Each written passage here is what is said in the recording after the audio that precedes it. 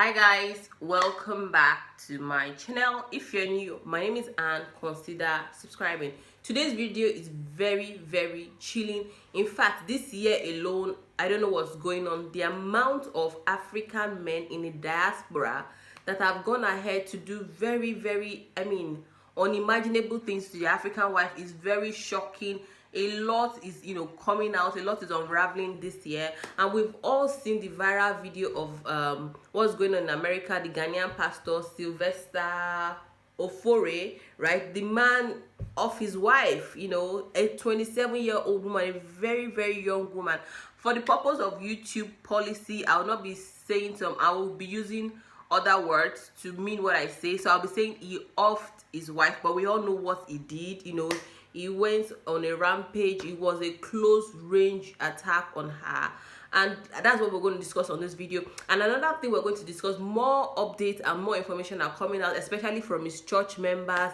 They claim this man uses voodoo, he used juju, he used charm to sleep with women in his churches, like several women. He has several mistresses in his ministry. He was a pastor with a large amount of following in Orlando, Florida, and he did this to his wife. So in the viral video, if you've not seen it, I posted this earlier today. Of the shocking part was when he actually threatened his brother-in-law on what he was going to do to his wife. So if you've not seen the viral video, I've already uploaded it earlier today. You can look at it and come back to this video. So the background of this story is that they are both couples. I think they're both from Ghana, and this man has actually been violent in the past to this woman. He attacks her a lot. So she went there to I think they've been separated. She doesn't live there anymore. So she went there to pick up a few documents, and because she knows the kind of man he is, she went with her brother. She didn't go alone. And in the presence of her brother, there are three people that went there. The brother, I think another woman, and the woman, Barbara.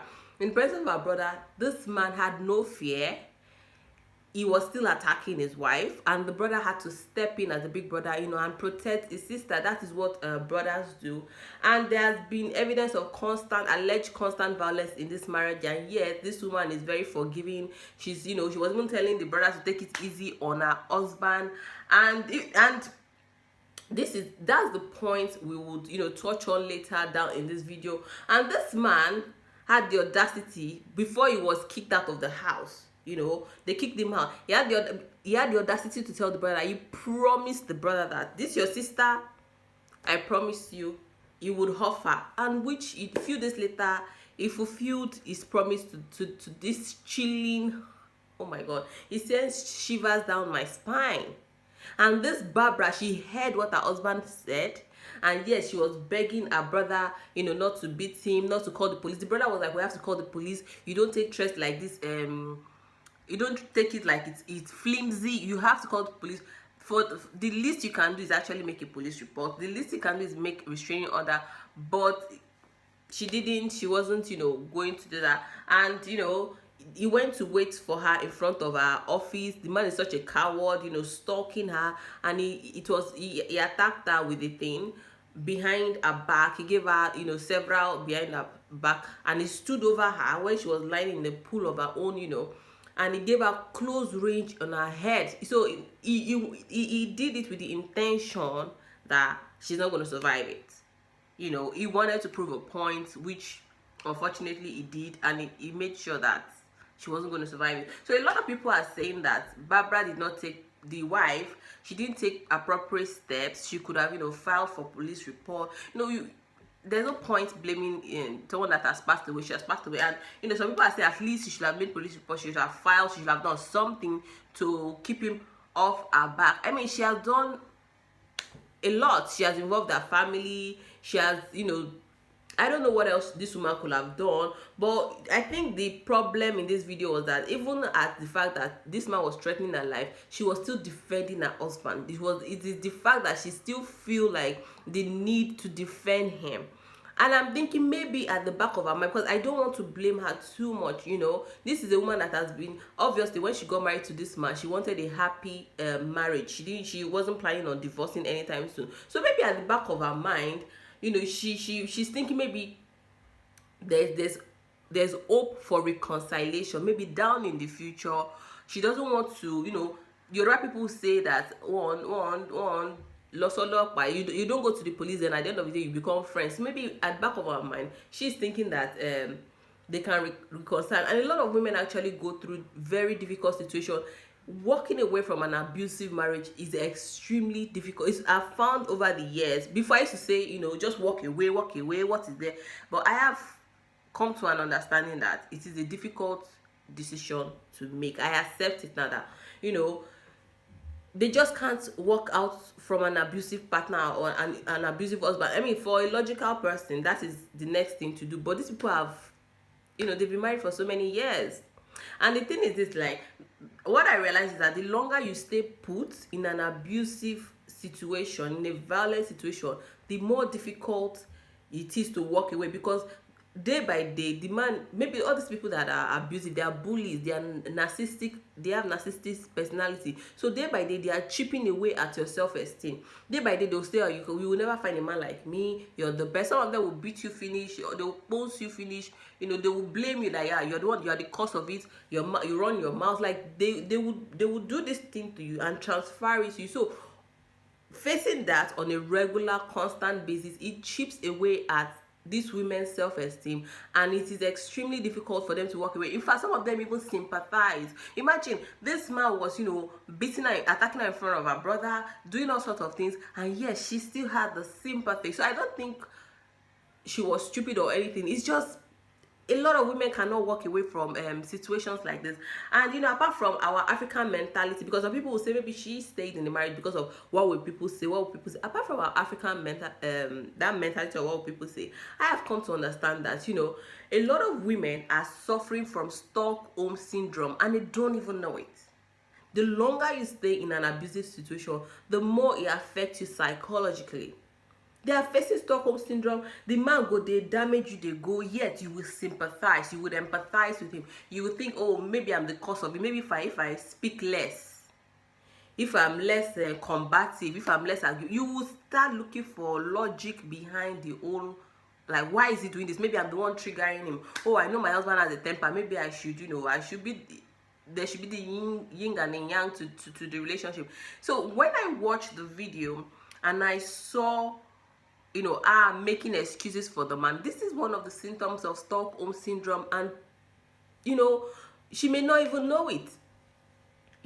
Sympathizing for a man that is threatening, promising that I promise you one thing, I'm not a fake prophet, but I will do this to prove. And yet you say, oh, don't call the police.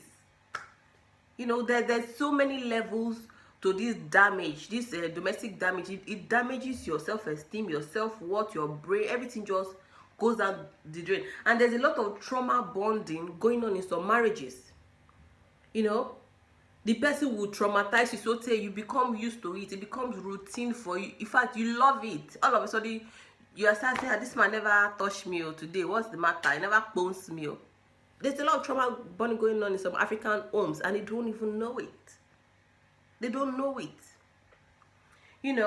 So it's not easy I now understand. Now I understand. It's not easy for a lot of women to actually walk away. There's a lot of investment in the marriages. There's a lot of emotional, when I'm talking about money, emotional investment. You've lived with this man day to day. You're used to each other. You start to tolerate. He beats you the first time, he apologizes, you tolerate. The second time, you tolerate. You get used to it. And like I said, it becomes a normal routine. I have met, when I was in Nigeria, I've met several ladies that say, my husband, when he posts me, I will tell him to buy me this to apologize. They never marry, but they already have, maybe in their families, that's how they were raised. So some women actually feel like this, for a man to show love, he actually has to be physical with them from time to time. So I'm not diagnosing Barbara. I'm just saying that I understand why she was defending. I understand. And a lot of people that were saying that she could have done more, she could have reported to the police. They are looking at things at the surface level. We don't know. I mean, she never entered this. I'm assuming she never entered this marriage with the intent of divorce or separation. Maybe she wants to reconcile with her husband, and we have to see her as a human being and understand that, that aspect. So I'm not going to, be saying that she could have done more, she could have, called the police, she could have filed a police report. I'm not going to say that. And in the video, you can hear her brother's frustration. He keeps asking her, is this a joke to you? The brother keep asking, why are you not taking this seriously? They've forgotten that this man has destroyed her self-esteem completely. We don't know what he has been saying to her behind her back. Maybe you, nobody will marry you, nobody marries divorcee, this one, that. We don't know what he has been saying. And the brother is frustrated because he wants to protect his sister in the viral video.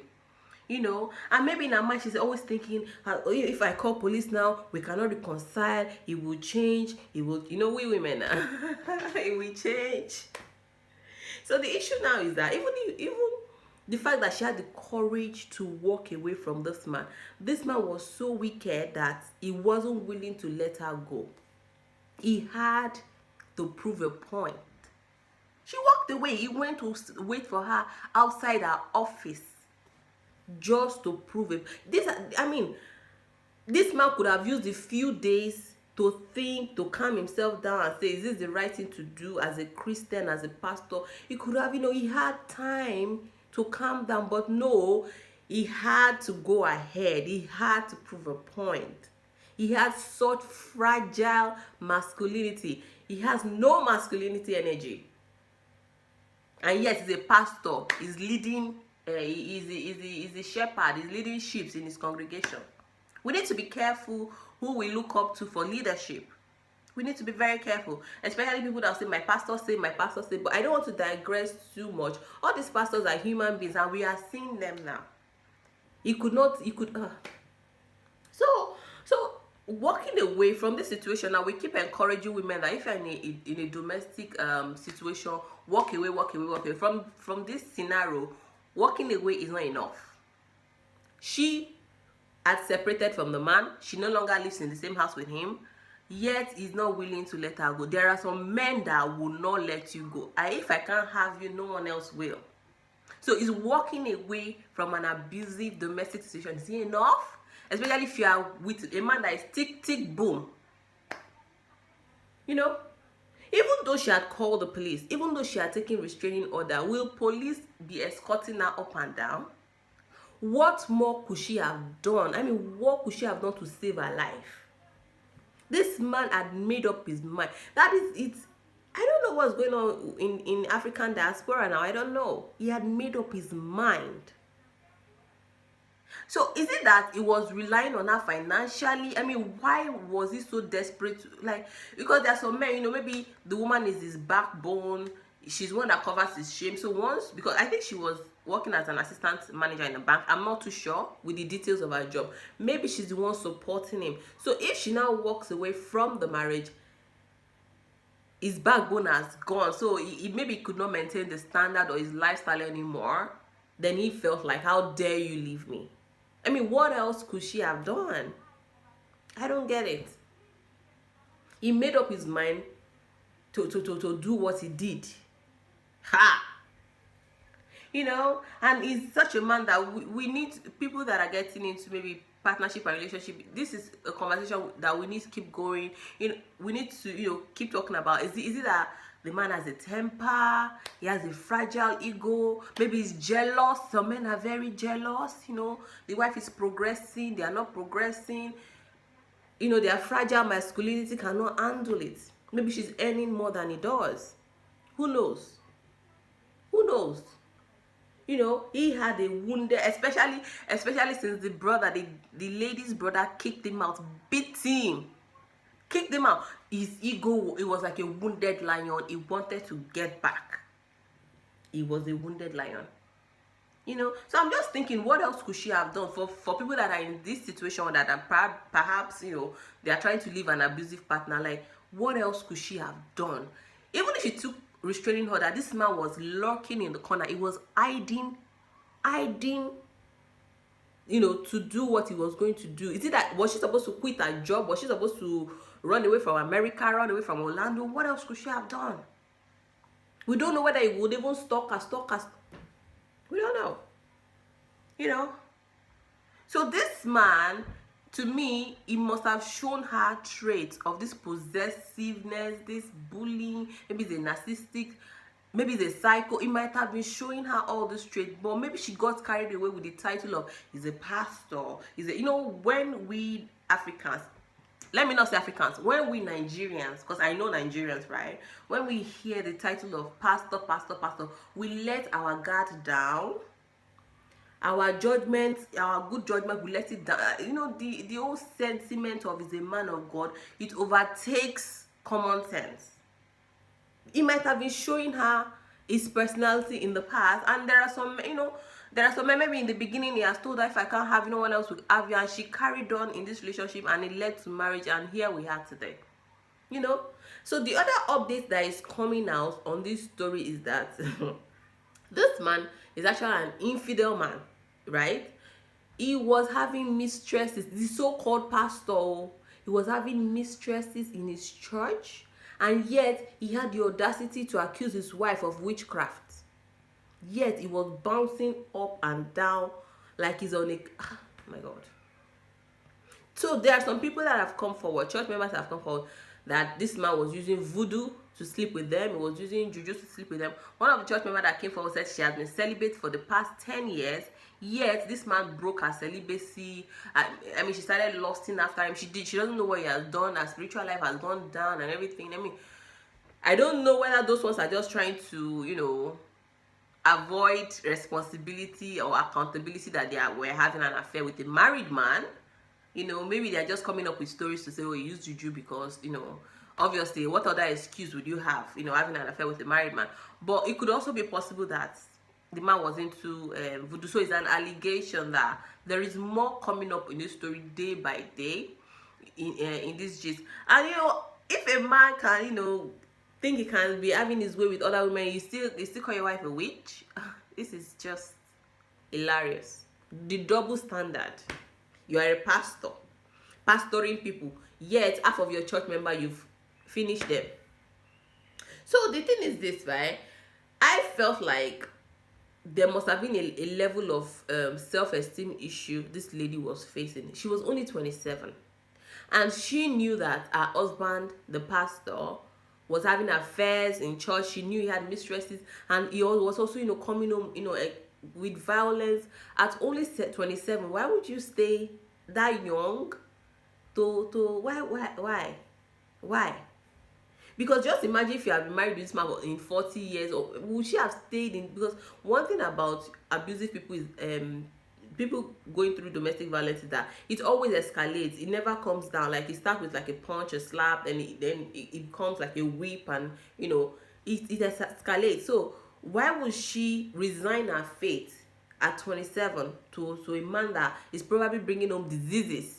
I'm not sure. Like, it's probably bringing home a lot of disease, beating. He probably is never giving her money, and you're staying there at 27. I would never advocate for divorce on this channel. I believe in this institution of marriage. I believe, especially when you make vow in presence of God, I believe in the integrity of marriage, and you should keep your vow. But when it comes to threatening your life, when it comes to beating, when it comes to, there are some people that their husband have given them HIV. What about those women? Giving them some terrible diseases that is incurable. Yet they resign their faith.